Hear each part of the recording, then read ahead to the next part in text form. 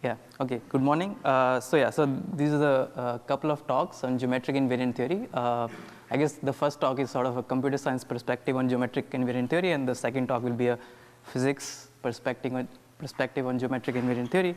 So here's an overview. So geometric invariant theory provides... Is the microphone? Oh, yeah. Can everyone hear me? Yeah. Hello? It's on? Okay. Okay, so yeah, so geometric invariant theory provides geometric and analytic tools to study invariant theory. We already saw some glimpses of this in Harm's talk. Also, from a computer science point of view, geometric invariant theory is a general source of scaling theorems. We already saw, Avi already alluded to this in his talk yesterday, and we'll see several examples of this today. Okay? So for example, matrix scaling, Forster's theorem, operator scaling, these are all special cases of theorems in geometric invariant theory. And it also provides a non-commutative extension of Farkas'lemma, also called LP duality, and so on. This is a point we'll elaborate on today. I guess Avi mentioned this yesterday as well. And in Michael's talk, he'll talk about geometric invariant theory from the perspective of orbit closure intersection problems, and also he'll talk about moment polytopes. Okay, so here's an outline of the talk. We'll recall the definition of the null cone from Harm's talk, and then we'll talk about two fundamental theorems in geometric invariant theory, Hilbert-Mumford criterion and Kempf-Ness theorem. Okay? And then we'll see several examples throughout the talk and connect this to various scaling problems, matrix, operator, and tensor scaling. And then at the end, we'll see some proofs. Okay? Okay. Okay. So let's recall the definition of the null cone. So you fix an action of a group G on a vector space V. Okay. So we'll denote by pi the action or the representation. And the null cone is simply all vectors such that the zero vector lies in the orbit closure of the vector V. Okay. So more formally, this is this notation we'll use for the null cone of the group action G on vector space V. It's the set of vectors so that 0 lies in the orbit closure of V under the action of G. Okay. So it's just so it means that V is in the null cone if there's a sequence of group elements G1 to Gk up to infinity, such that limit k tending to infinity of the group action of Gk on V is 0. Okay. So that's the definition of the null cone. Okay. So we saw this in Harm's talk yesterday. So there's a dual definition of the null cone. It's also the zero set of all homogeneous invariant polynomials. Okay. So a vector V is in the null cone if and only if it's 0 on all homogeneous invariant polynomials. Okay. This is again something we saw in Harm's talk. So then the Hilbert-Mumford criterion is really a theorem about how do we certify membership in the null cone. And the Kempf-Ness theorem is really a theorem about how do we certify non-membership in the null cone. Okay? So in computer science terms, Hilbert-Mumford and Kempf-Ness theorems are sort of studying how do we put the null cone membership problem in NP intersection QNP. Okay? Okay. Any questions so far about the definition of the null cone?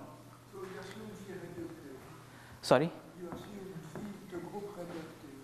Yeah, so group G has all these technical conditions, algebraic, reductive, and so on. But I mean, yeah, the best example to keep in mind, G is just GLN, okay, and all similar groups. Okay? But yeah, there are some technical conditions of the group G which are not very important. All the examples we'll see, the group G will satisfy these technical conditions. Okay. Any more questions? Okay. Yeah, so let's see what the Hilbert-Mumford criterion is. How do we certify membership in the null cone? Okay. Okay, so you fix an action of a group G on vector space V. Again, G has this, satisfies this technical condition. Just think of G as GLN. How do we certify that a vector V is in the null cone? Okay. So what does it mean to be in the null cone? You have a sequence of group elements G1 to Gk such that this limit goes to 0. Okay. But to certify V is a null cone, you can't just output this infinite sequence. So is there a compact description of this sequence that you can give to someone to prove that V is in the null cone? Okay? And the answer is yes. Okay? And this compact description is given by something called one-parameter subgroups. Again, we saw this in Harmstock, and we'll define this again. Okay? But we'll see this on the next slide. But what the Hilbert-Mumford criterion says is that a vector V is in the null cone if and only if there is a one-parameter subgroup, which is really a map from C star, the non-zero complex numbers, to the group, such that limit t tending to 0, the action of lambda t on V is 0. Okay? So this one parameter subgroup drives V to 0. Okay? So that's the Hilbert-Mumford criterion, that there's a compact way of describing this sequence that sends the vectors to 0. Okay? So this works over positive characteristic as well, so I won't go into it. Okay, so what are one parameter subgroups? So one parameter subgroups are just group homomorphisms from the group of non-zero complex numbers to the group G. Okay? And also you want this homomorphism to be nice in some sense. The map should be algebraic, that is, the entries of sort of lambda t should have entries which are rational functions in T. Okay? So the map should be nice in an algebraic way. Okay? So I mean, it's best to see this via examples. So if the group is just C star, then all the one parameter subgroups look like this. So you map T to the A, where A is some integer. Okay? So it's an easy fact, you should try to prove it, that all the one parameter subgroups of C star look like this. Okay? So let's, sorry? Yeah, so one parameter subgroup is defined to be algebraic. Yeah. So a more complicated example. So you take the group C star and direct product it n times. So this is also called the torus. We saw this in several talks yesterday. So all the one parameter subgroups of this group look like this. So sort of just n copies of the one parameter subgroups of the above group. Okay? So you choose a1 to an integers, and you just map lambda t to the a1 and up to t to the n. Okay? So all one parameter subgroups look like this. So another interesting example is the group GLN. Sorry. All the one parameter subgroups here sort of just look like one parameter subgroups of the torus up to some basis change. Okay? So you choose an invertible matrix S and also a1 to an, which are integers, and you map T to S diagonal matrix Ta1 T to the an S inverse. Okay? So yeah, so again something we should try to prove. All the one parameter subgroups of GLN look like this. Okay? So these are examples. Any questions? Okay. So yeah, so let's look at examples. So let's say the group G is SLN cross SLN. So SLN is the group of n by n matrices with determinant 1. This acts on the space of n by n matrices, that's the vector space, and the action is as follows, sort of left and right multiplication. Okay? So pi of AB acts on X and sends it to AX B transpose. Okay? So that's the action. So it's an exercise that the invariant ring of this group action is generated by the polynomial determinant. Okay? So you should try to prove it. Then the null cone is the zero set of these polynomials, so it's just the set of singular matrices. That's the null cone. Okay? So let's see why the singular matrices are driven to 0 by one parameter subgroups. So if X is singular, then there exists some invertible matrix S such that S inverse X has the last row all zeros. Okay? So this is just because the rows are linearly dependent. Hence, if you take the one parameter subgroup which where the first component is as follows, it's S inverse, and in the middle there's diagonal of T, and the last entry is T to the minus n minus 1. Okay? So if we take this one, this sends X to 0, right? Because all the n minus 1 initial rows are multiplied by T, and the last one is multiplied by some large number, but it's 0 anyways. Okay? So this will drive X to 0. Okay? So this is the most basic example. Okay? So in this case, this is the one parameter subgroup that's sending it to 0. Okay, any questions? Okay, so let's look at a slightly more complicated example. In this case, the group is STN cross STN. So STN is just the diagonal subgroup of SLN, okay, n by n diagonal matrices with determinant 1. And it acts again on n by n matrices in the same way. So matrices D1 and D2 send X to D1, X, D2. Okay? So that's the action, left and right multiplication.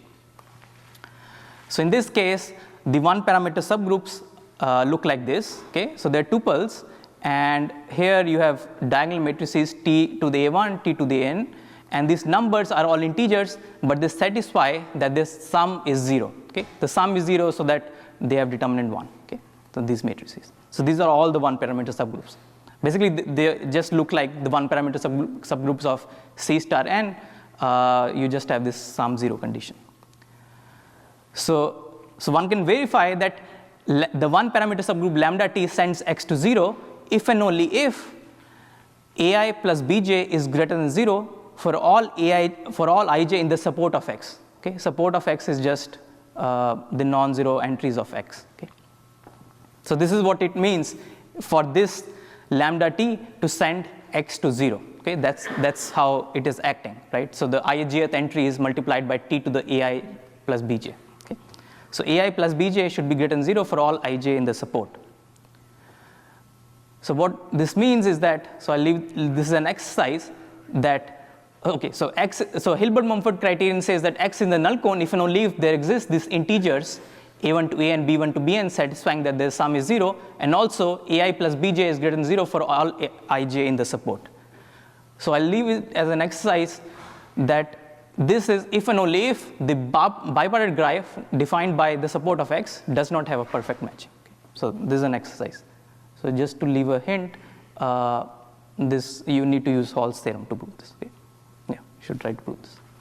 But yeah, so in this, for this group action, the null cone problem captures perfect matching, okay, via the Hilbert-Mumford criteria. Okay, any questions?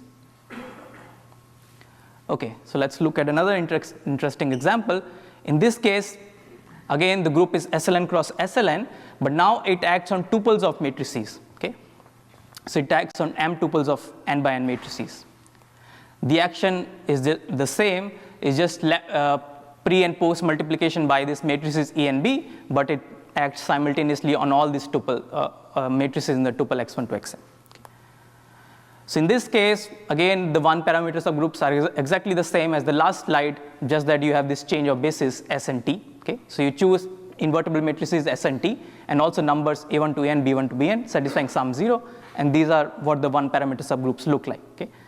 Now, yeah, you can believe me that lambda t sends X to 0 if and only if AI plus Bj is greater than 0 for all Aij in the support of not X, but pi of St applied to X. Okay? So this looks exactly like the condition on the last slide, okay, up to a basis change. Okay? So example 3 is just example 2 plus some basis change. Okay? And this is a general phenomena. Okay? So sort of in geometric invariant theory, the way to prove many things about non-commutative group actions is sort of you choose an appropriate basis and reduce it to the problem of commutative group actions. Okay? So this is one example of that. Example 3 is some basis change. Basis change is this St, and then you have this condition about a commutative group action. Okay? The perfect matching problem. Okay. So yeah, so the Hilbert-Mumford criteria in this case says that x1 to xm is in the null cone if and only if there exists these integers and also this basis change satisfying these conditions and also this condition. Okay? So again, I leave it as an exercise that this is if and only if there exists this shrunk subspace. Okay? If there exists a subspace U of C to the N such that the dimension of span of xi applied to U is smaller than dimension of U. So this exercise is very analogous to the previous exercise. And we saw this,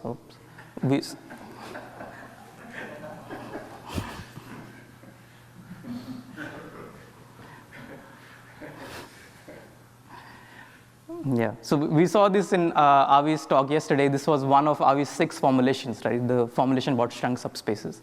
And Avi told us that this has equivalent formulations in non-commutative algebra, complexity theory, and quantum information theory. Okay?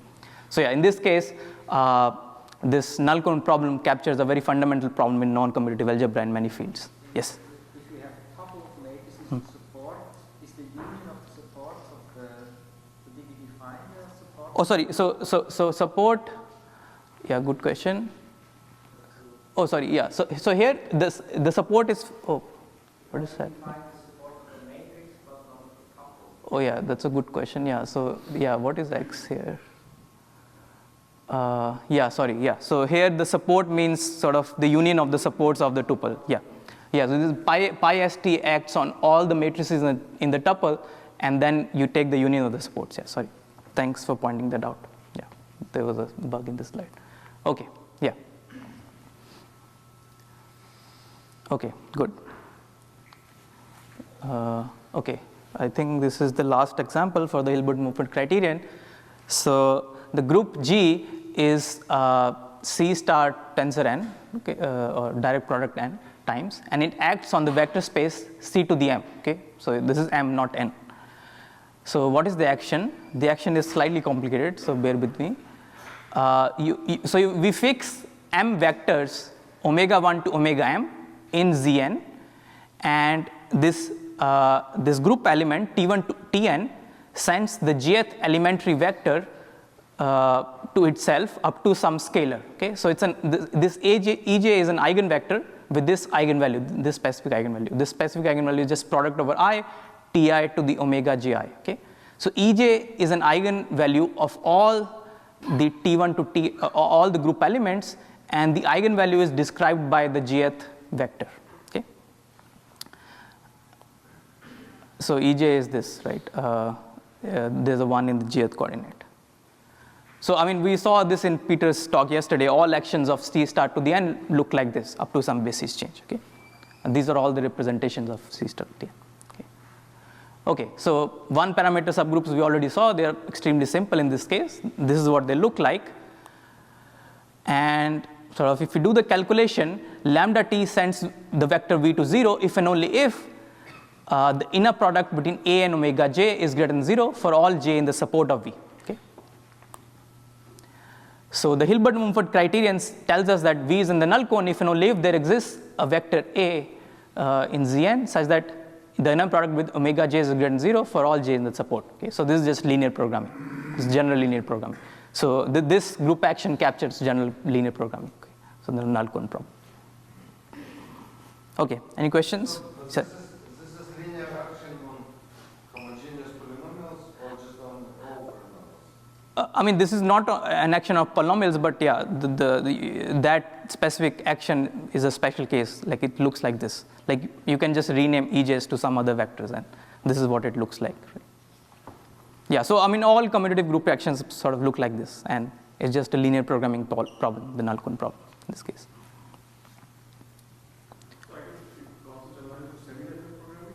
No, yeah, that's something we don't know. It's not clear. I mean, yeah, semi-definite programming and null cone seem incomparable. It's like, yeah, some semi-definite programming is not known to be reducible to null cone. So. Maybe just to make the connection to my talk. So we have an action of this torus. Yes. And then there is always this weight space decomposition. Right. You just assume the standard basis value. Yes. Span this weight space. Yeah, exactly. Yeah. Yeah. Yes. Okay. Okay, so yeah, so that was the Hilbert-Mumford criterion. So we learned how to certify that some vector is in the null cone. Now let's learn how to certify that some vector is not in the null cone. Okay.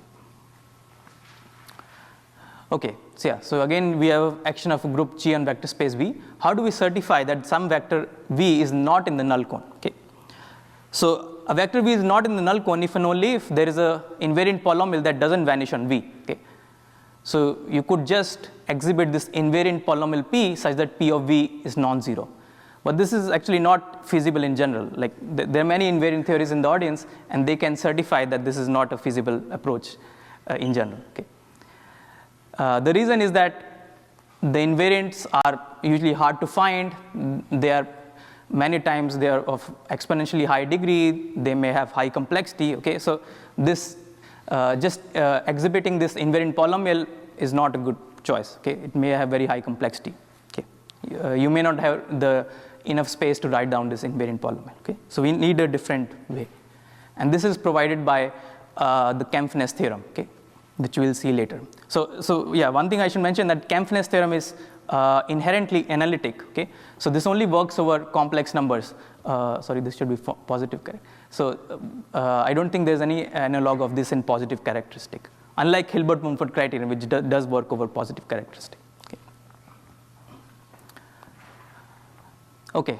So yeah, so to define the to state the Kempf-Ness theorem, I'll need to define the moment map. Okay. So yeah, let's see what the moment map is.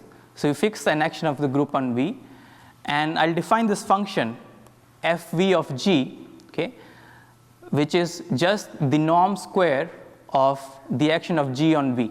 Okay. So we saw this in Avi's talk yesterday. Then the moment map is just the gradient of this function at g equals identity. Okay, so I'm saying this informally. I won't formally define what the gradient is, but we'll see several examples of this. Okay, so it's just the gradient of this norm square at g equals identity. So informally, this captures how much the norm of V decreases by an infinitesimal action of the group G around the identity. Okay, so you sort of look at group elements around the identity, you act on V, and you sort of measure how much the norm of V changes. That's roughly what the moment map is. Okay. So yeah, so I mean I should say that moment map is much more general. This moment comes from momentum, okay, in physics, and sort of this is fundamental in symplectic geometry in physics. So yeah, I don't know anything about this part. You should ask Michael about it. But yeah, we'll see the moment map for this specific action of a group action. For the specific setting of a group action on vector space. Okay. Yeah, but yeah, informally the moment map is just the gradient of this norm square at g equals identity. Okay, and now we'll see several examples of the moment map. Okay, any questions? Okay.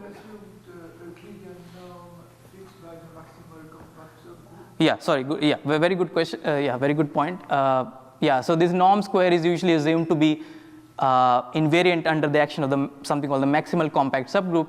So it's just a fancy name for unitary subgroup. So for G equals GLN, for example, this norm should be invariant under the action of the unitary subgroup. Okay, so that's something always assumed. I'll just sweep that under the rug. Okay, so yeah, so the simplest example is just C star acting on C. Okay, so T sends V to T times V. Okay. This function, norm square function, is just this mod t square times v square. Okay, so the moment map considers the action of exponential in S, where S is roughly 0. Okay, so that's what the moment map is. So more formally, the moment map at V is just the derivative of the norm square. So derivative of exponential of 2s times v square at S equals 0. Okay, so you can just do the calculation. This turns out to be this. Okay. So yeah, so it's a simple expression. This is the moment map for this group action. Okay, I don't know if this means anything, but yeah, this is the moment map. So yeah, so this is the simplest example. Let's look at a more complicated example.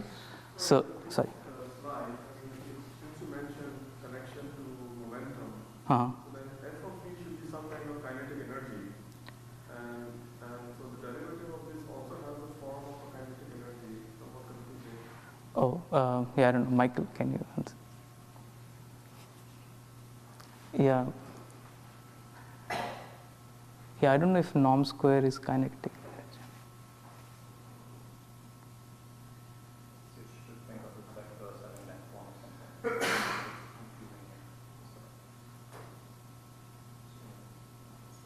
Okay, yeah, maybe we could take this offline. Yeah. Ask for is a physicist in the audience. Yeah, I mean, I should say that my definition of the moment map is not exactly how physicists define the moment map. It's the same up to some scalings. So yeah, that might be confusing also. Okay, yeah. So yeah, so the next example is that we already saw the action of STN cross STN on this vector space V. Okay, so it sends x to d1, x, d2.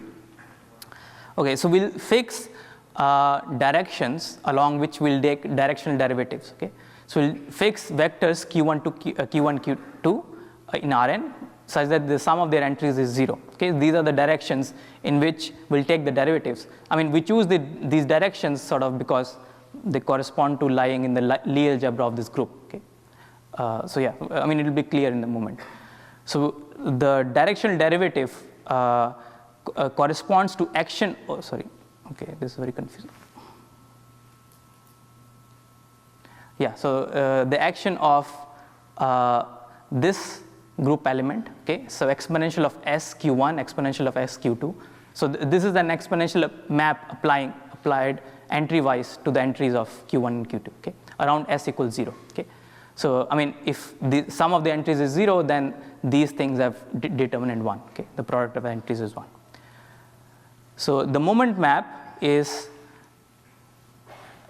P1 and P2. So again, these are, oh, sorry. Okay, I apologize. These should be the sum of entries of P1 and P2 should be 0. Okay, so the moment map is P1 comma P2 such that this inner product between P1 Q1 and P2 Q2 is the derivative of the norm square at S equals 0. Okay, so that's the moment map. So moment map is P1 P2 such that this inner product is as follows. So I'll spare you the calculation. So what it comes out to be is as follows. Okay, so it's 2 times the inner product of something Rx Q1 Cx Q2. I'll define what these are. But since Q1 and Q2 have sum of the entries 0, we can subtract the constant 1 vector from these. Okay, and the sum, this inner product doesn't change. Okay, and these Rx and Cx are the vectors of row and column L2 norms of X. Okay, so you take the matrix X, you construct the vector Rx, which is all the L2 norms of the rows, and you construct the vector Cx, which is all the L2 norms of the columns. Okay, these are vectors Rx and Cx, and the moment map is just sort of this quantity Rx comma Cx, and you subtract something so that the sum of the entries is 0. Okay, so that's the moment map. Okay. Yes. S is a real number here. S is a real number. Yes, very good point. You could also, okay, maybe confusing, but what should say. So, but the Q is a real vector.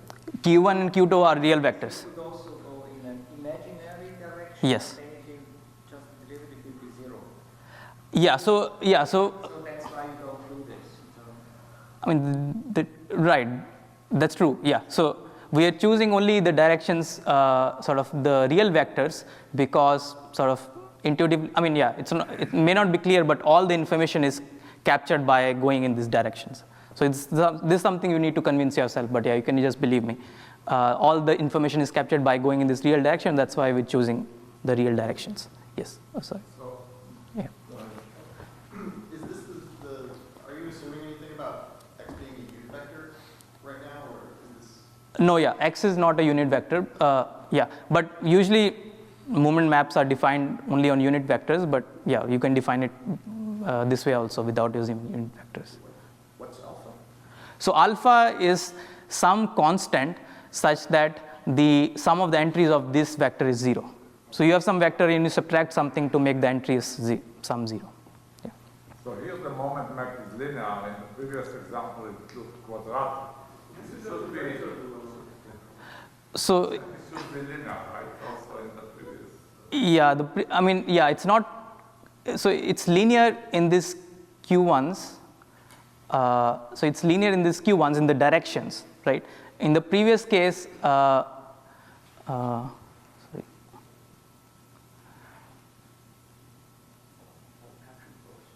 So in the previous case, this is quadratic in the vector itself, not in the direction. I mean, I could have inserted a scalar here, then this would turn out to be linear in that scalar, but I chose not to do it. Yeah. So I implicitly assume it's linear. Okay. But yeah. Yeah. So it's quadratic in the vector, but it's linear in the directions. Okay. So this is something important. Moment map is, yeah. So this is just tensor duality. This is what? That means the standard Lagrange tensor duality. I mean, there's no duality here. I'm just taking the derivatives. This is just some fancy way to arrive at the dual of this matrix scaling problem. Yeah, so this is related to matrix scaling. We'll see this later.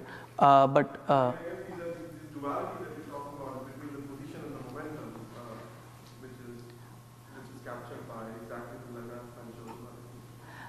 yeah, it's not the position momentum, but I guess you mean. The map probably just maps this from the P space to the Q space. Yeah.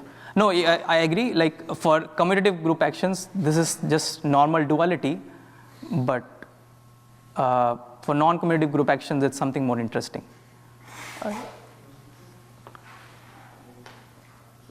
So since you mentioned in the previous example it was quadratic in the vector, are those the L2 norms or the squares of the L2 norms?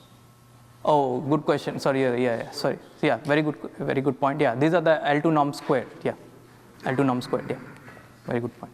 Yeah. Okay. Questions? Okay, so this is the moment map. Just take the L2 norm squared of the row and column sums, row and columns of X, and sort of subtract some scalars to make the sum 0. Okay. Okay. So example 3. So again here we have the general torus acting on Cm. We saw this action. You fix vectors omega 1 to omega m, and this is how it acts. Okay. So you take a direction q in Rn, and sort of the directional derivative version of the moment map considers the action of exponential of xq, where s is approximately 0. Okay. So the moment map at V is just p such that the inner product p and q gives the derivative of the moment of the norm square. Okay. And again, if you do the calculation, this turns out to be this. Okay. So it's just some conic combination of omega j inner product with q. Okay. So this is a simple calculation. You can do it. Can I make a comment? Yes. On the previous slide, Sorry. I have to verify. So why you have this subtraction of the alpha times unit credit? Maybe Yeah. you could say. So Because you say at the moment map you're thinking as a gradient. yes. So it should be then a vector in the tangent space Yes. of these groups. So Yes. you take STN. Yeah. But then because here you require the product of the elements P1. Yes. When you go to the tangent space, It's the sum of the entries is 0. Yeah. so you just make this shift with Yes. sometimes identity to achieve a vector which is in the tangent Yeah. space. I Yeah. think that's the why we do it. Yeah, exactly. Yeah. So so you have, you're taking the gradient, so you have to go in the direction of the tangent space. So the directions you consider are also have the sum of the entries 0, and also the moment map itself has sum of the entries 0. Okay. So because it's a linear function on that space. Yeah. Thank you. Okay, so this is the group action. Okay, so I should say that the previous example, this will be useful. We'll see it will be relevance to matrix scaling later. Okay. Okay, so in this case, this is the moment map. Is some linear combination of some conic combination of omega j's. Okay, so that's the moment map.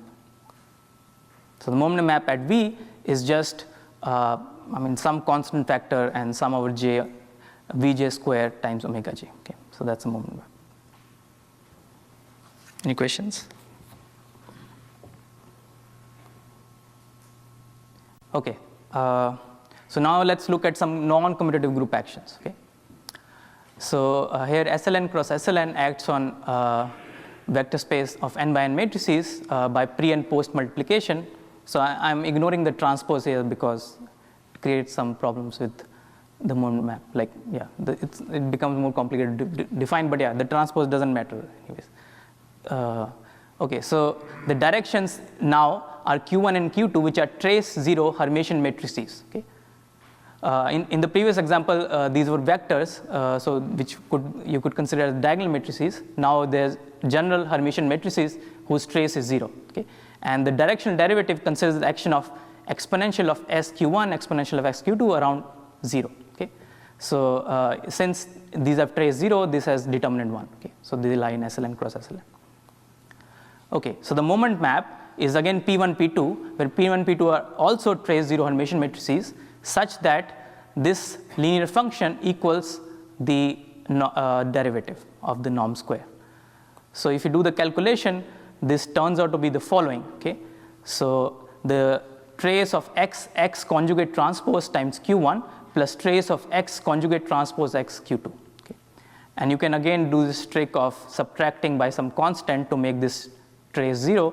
So the moment map turns out to be just x conjugate transpose minus some scalar times identity, and x conjugate x minus some scalar times identity. Okay? So this is the moment map. So yeah, this constant C is chosen such that this whole thing has trace 0. Okay? And yeah, these will be the same constants. Okay, so yeah, this is the moment map in this case.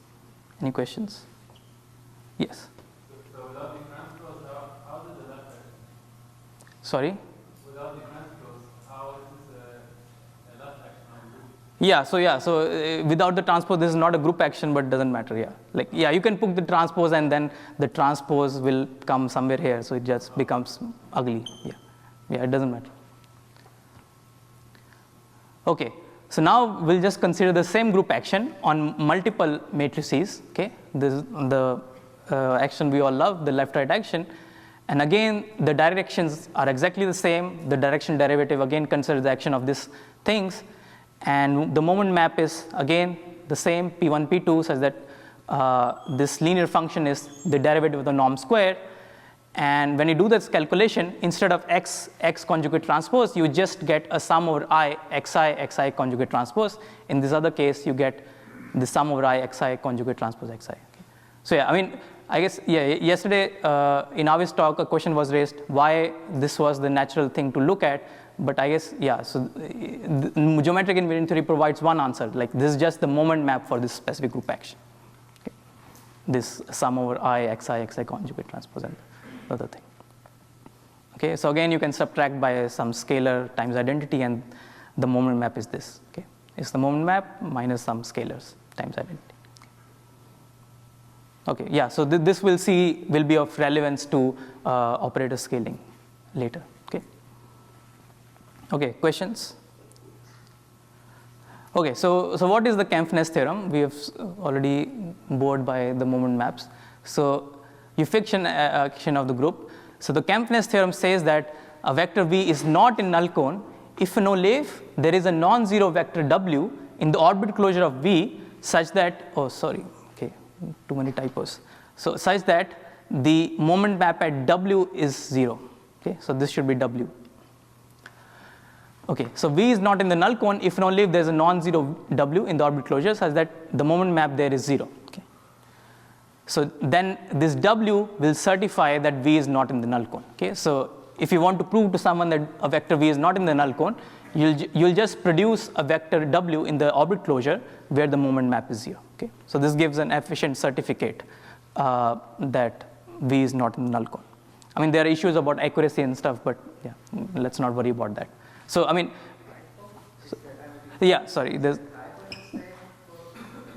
this is a typo. W, yes, yeah, sorry, that's a typo, yeah. This is mu g of W equals 0, yes. W is the closest point to the origin in V, or Yes, yeah, I'll say that, yeah. Good point, yeah. Okay, so yeah, so you can certify V is not in null cone by producing this W. So one direction is easy, okay? So as KV said, if V is not in the null cone, we'll take the vector W, which is of minimal norm in the orbit closure of V, okay? Since V is not in the null cone, the group doesn't drive it to 0, so hence W will be a non-zero vector. And also, since W is a minimal norm in its own orbit, right? W is a minimal norm in the orbit closure of V. In particular, it's minimal norm in its orbit. Hence, the norm of W doesn't decrease by the infinitesimal action around the identity. Okay? So in particular, the moment map at W is 0. Okay? So one direction is easy. If V is not in the null cone, then there'll be a W in the orbit closure such that mu g of W is 0. So this is just a statement about if there's a global minimum, then it will be a local minimum. Okay, so this is just a simple statement in optimization. The other direction is the more interesting direction. The other direction says that a local minimum is also a global minimum. Okay, so if the gradient at some point is 0, it's sort of the global minimum in terms of norm. Okay, and this sort of smells of some kind of a convexity. So it turns out for commutative group actions, let's say the torus, this just turns out to be about a statement about Euclidean convexity after some change of variables. So I'll leave this as an exercise to prove the Kempf-Ness theorem for commutative group actions. Okay, it's easy. And for non-commutative group actions, this turns out to be related to something called geodesic convexity. And this is something Michael will talk about in his talk. And we'll also have talks about geodesic convexity by Nishit and Yuanji on Wednesday. Okay. Okay. Yeah. So this was the Kempf-Ness theorem. Any questions? Yeah. So it's really a statement about some sort of convexity of this norm square function. Okay. So, Yes. so can you, okay, I'm just curious, so can you use this machinery, let's say, to prove whole theorem? To prove what? Whole theorem on perfect matching. Hall's theorem. It's a special case. No, it's not exactly, because you can prove a special case if you prove that W stochastic matrix has positive kernel. Yeah, I guess. Say you don't know that, okay?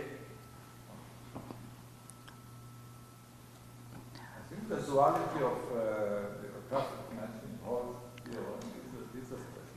No, just this one. So you use, so this one essentially tells when you can scale roughly to W stochastic. Yeah. You have to do the connection. Yeah. You have to prove the scale with equivalent. Yeah. Positive terms. So the question what I'm really asking is the following. So this is, okay, this is one of the way to prove whole theorem existence of one of the ways. Can I use this machinery to get lower bounds? Like what you're wondering, like on the number of roughly confirmation. So this, because again, this looks as beautiful stuff, but it's missing maybe that geodesic convexity, because what gave all those lower bounds was some kind of concavity condition. I see. Or hyperbolicity. So I'm just curious, is there that kind of Yeah, so I'm not sure about the second question. I mean, the first question I can answer like, yeah, so this won't give you Hall's theorem, I guess. This will give you linear programming duality, as we'll see. Like Farkas'lemma is a special case of this Hilbert-Mumford plus Kempf-Ness. Because this is essentially kind of another way to prove that rank non-decreasing is equivalent to Yes. approximate scaling. Yes. Which is Yeah. does not prove that lifting going, which does not prove. Can you get from this one that extension? So let me stop you just because it looks like a discussion. Yeah. And yeah. Yeah. By the way, to everybody, we have on Friday 3 hours of open questions and discussions, and yeah. Yeah. So Yeah, okay. Yeah, so we should discuss this offline. Yeah. Okay, yeah, so this was the Kempf-Ness theorem, okay? And yeah, we'll see more of it in Michael's talk, okay? So let's now back to examples. So what do these Hilbert-Mumford and Kempf-Ness combined give us for this specific group actions? So here we have this STN cross STN group action. The Hilbert-Mumford we saw says that X is a null cone if and only if the biped graph defined by support of X does not have a perfect matching. Okay, so that was Hilbert-Mumford. So we have this row and column L2 norm square vectors. Then the moment map is this Rx minus some constant, Cx minus some constant. And the Kempf-Ness theorem says that X is not in the null cone if and only if there is a non-zero Y in the orbit closure such that the moment map at Y is 0. Okay. So sort of just scaling this by some constants proves that X is not in the null cone if and only if it is scalable to doubly stochastic matrices. Okay? So you can just scale it so that alpha becomes 1. Okay? So in particular, this proves, for example, this matrix scaling theorem that a matrix is scalable if and only if the biped graph defined by it has a perfect matching. Okay? So Kempf-Ness plus Hilbert-Mumford proves that. So I mean, I should say there's an annoying thing here that usually to define matrix scaling we use L1 norms, but here we are using L2 norms. But yeah, they're both equivalent. Like, yeah, after some translation. Okay. Okay. So yeah. So for this group action, you get the matrix scaling theorem. Okay. So let's look at another example, the commutative group action, the general commutative group action. This is the action, and the Hilbert-Mumford said that V is in the null cone if and only if there exists a vector A such that the inner product between A and omega j is greater than 0, and the moment map was this specific coning combination of omega j's, and the Kempf-Ness says that V is not in the null cone if and only if there is a non-zero W in orbit closure such that the moment map there is 0. Okay. As a consequence of this Kempf-Ness criterion, we get that 0 lies in the convex combination of omega j's. Okay. So if there is a W in the orbit closure such that moment map there is 0, 0 will lie in the convex combination of omega j's, right? Because when we act by the group, the support doesn't change, and when we take closure, the support can only decrease, it cannot increase. Okay. So in particular, you get zeros in the convex combination. So this is just the Farkas'lemma or the linear programming duality. Okay.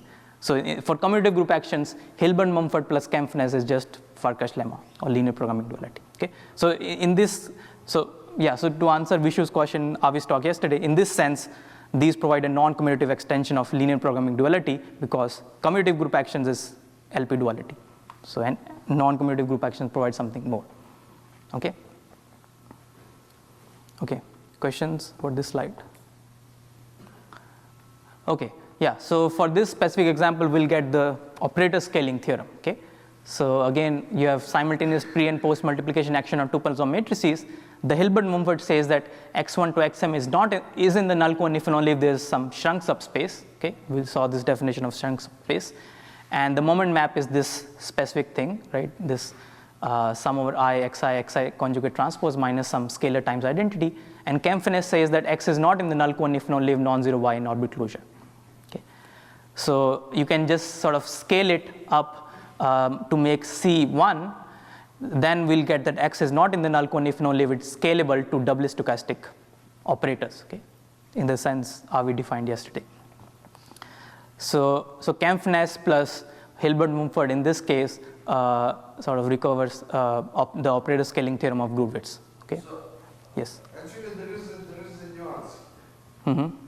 So it's not a big deal, but what I proved in actually your level there. So I proved that result about general non-net positive operators. Yes, that's true. Yeah. So can you prove? Yeah, I don't. I think this one requires like complete positivity. Yes. Yeah. So the result in Gurwitz's paper is about sort of a more. So I'm saying operator scaling. Why is this operator scaling? So I haven't said this yet. These matrices x1 to xm define some operators called completely positive operators, and the theorem in Leonid's paper is about a more general kind of operators called positive operators, and I don't think those are captured by invariant theory. Again, there we don't know how to make it efficient, right? So that's why it seems incomparable to invariant theory. Yeah. Okay, yeah, but yeah, so we recover the operator scaling theorem of Leonid for completely positive operators. Okay. Via this Kempf-Ness plus Hilbert-Mumford. Okay, so one last example. So I won't go into too much detail in this case, but this example is very important for later talks, so I'm going to mention it briefly. We'll see this example coming up several times in Michael's talk and Matthias' talk and so on, okay, and Raphael's talk. Okay, so here the group is direct product of several SL NIs. It acts on this direct product of vector spaces C and I, and it just the natural basis change on each coordinate. Okay, so what do I mean? So G1 to GD sends the rank 1 tensor U1 tensor up to UD to G1 U1 tensor GD UD. Okay, so this is the action on rank 1 tensors, and then you can extend this linearly to other tensors. Okay, so this is the group action. So let me just briefly mention what the moment map turns out to be in this case. It's something extremely natural. So you have this tensor X of dth order. We consider the flattenings of X. Okay, so M1 to MD are flattenings of X in the D directions. So Mi has dimensions Ni across the product of the other dimensions. These are flattenings, and then we'll define a pi to be mi conjugate transpose minus some scalar multiplier identity. Okay, and the moment map in this case for this group action just turns out to be p1 to pd. Okay, this is the moment map. So yeah, you can do this calculation offline. Oh yeah, so this is a tensor, right? So you flatten it to a matrix by sort of just pulling out one dimension this side and the other, all the dimensions on the side, right?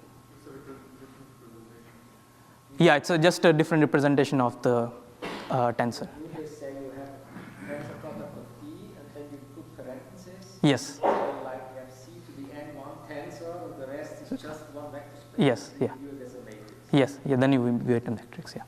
That's the information theory, this sort of gives you the part. This mi dagger is a partial space of this yes. multi-part state in the Okay, yeah. So and Kempf-Ness again says the same thing, and then so the Kempf-Ness in this case turns out to be I mean this is a theorem that Avi, sorry, not talks, or maybe talks. So yeah, X is not in the null cone if and only if it's scalable to this D stochastic. Okay, and this D stochastic, I mean the scaling is here is action by this GLNs, and the D stochastic turns out to be that this mi conjugate transpose are scalar times these identities. Okay, so I mean just saying that singular values of these flattenings are all uniform. Okay, this is the D stochastic position, and this is the Kempf-Ness theorem for the special case Avi mentioned. Okay, and yeah, I mean we'll see the quantum information theory interpretation in Michael's talk, but yeah, Avi already briefly mentioned these mi conjugate transpose correspond to partial traces of quantum if you view X as a quantum state on D systems. Okay, but yeah, Michael will elaborate on this in quite generality. Okay, yeah. So this is tensor scaling, and we'll see a lot of this in Michael, Rafael, and Matthias' talk today. Okay, yeah. So so that was all the examples and all that, and now let's see some proofs. Okay. So yeah. So Kempf-Ness, most the hard direction Michael will do. I'll do the proof of the Hilbert-Mumford criterion. Okay. Any questions so far? Okay.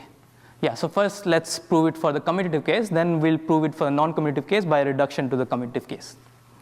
Okay, so this is the group action, right, that we have seen several times, and all group actions of this torus look like this. Okay.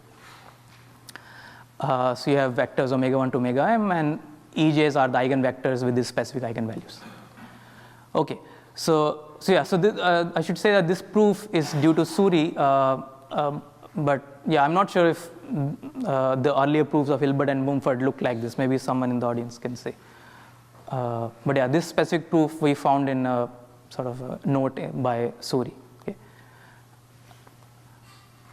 What is happening? Okay. Yeah. Suppose V is not V is in the null cone. Then what this means is that there is a sequence of group elements that sends V to 0. Okay. So the claim is that this means that 0 does not lie in the convex hull of omega j's corresponding to the support of V. Okay?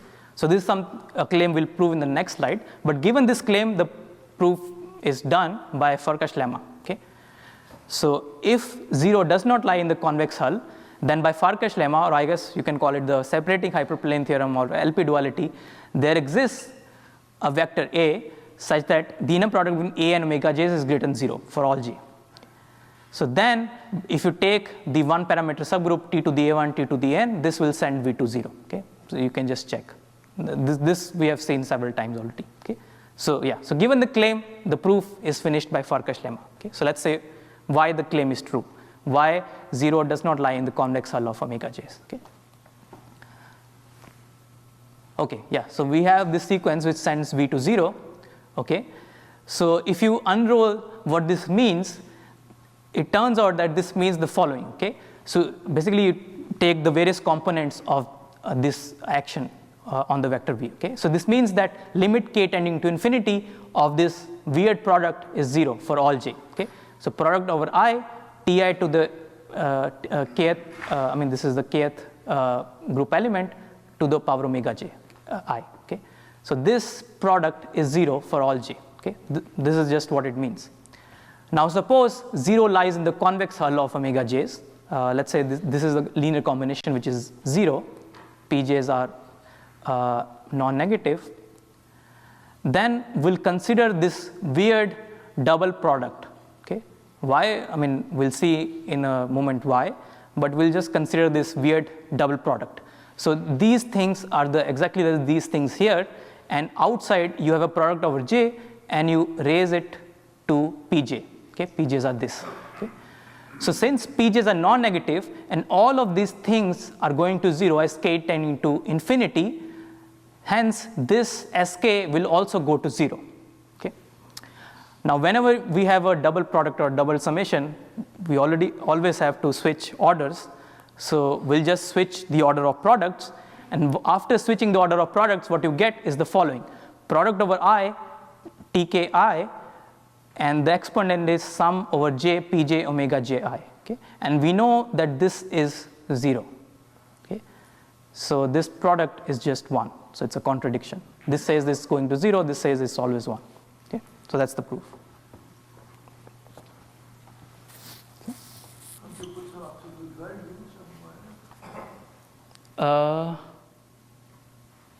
Yeah, you don't have to prove absolute values. If you have complex number, what? Oh, I see. Yeah, okay. You just can do natural numbers upscale.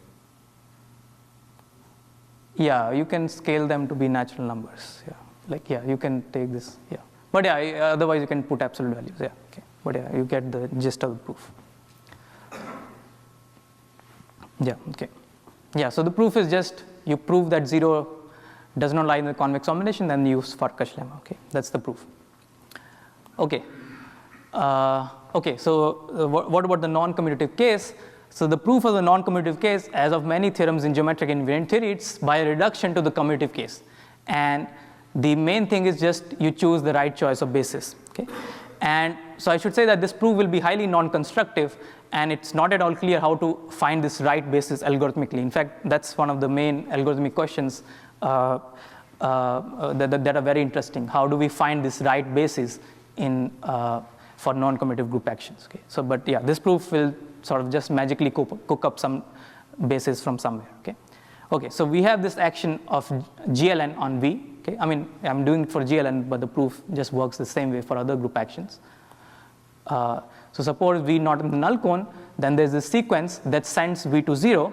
Okay, so now what we'll do is we'll do the singular value of decomposition of this group elements GK. Okay, so GK can be written as some VK, DK, UK, where UK and VK are unitary matrices and DK is a diagonal matrix. Okay, so this is just singular value decomposition. We know this exists.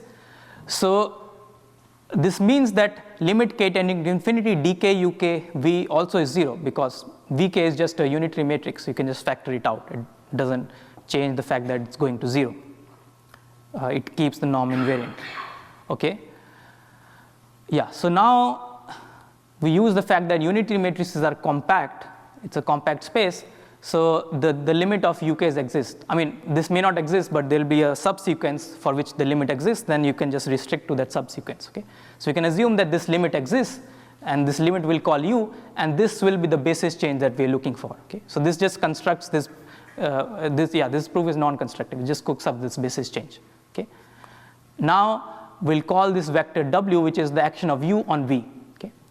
So I leave it as an exercise that for this vector W, when you apply dk's, the limit will send it to 0. Okay. I mean, it's not so obvious as it seems. This is slightly tricky because dk's may have unbounded entries. Okay. But yeah, I mean, if you put your mind to it and concentrate, you can prove it without any bugs. I mean, yeah, in fact, there was a bug in one of our papers, and Cole pointed out the bug, but it can be fixed by very carefully working it out. Okay, it's not hard. Yeah, so I'll leave it to exercise. So once we have that, this is now a commutative group action acting on W. Okay, so then we'll apply the previous theorem. There exists an A such that this one parameter subgroup sends W to 0. Then this another one parameter subgroup lambda prime, which is just conjugation by unitary U, this will send V to 0. So that's the proof. Okay. So you just do a basis change by U, and then apply the commutative Hilbert-Mumford. Yeah. So yeah, that's the proof. Yeah. So I mean, yeah, I guess it was important that these unitary matrices are compact, and yeah, in general groups, this is played by these maximal compact subgroups. Okay. Okay. Yeah. Yeah. So this is a proof over complex numbers. Yeah, I'm not sure if proof over positive characteristic looks exactly the same. Maybe someone. Yeah. Okay. Yeah. So it seems it looks the same. Okay. Yeah. So I guess I'm ending before time, but yeah, we have plenty of time for questions. Thank you.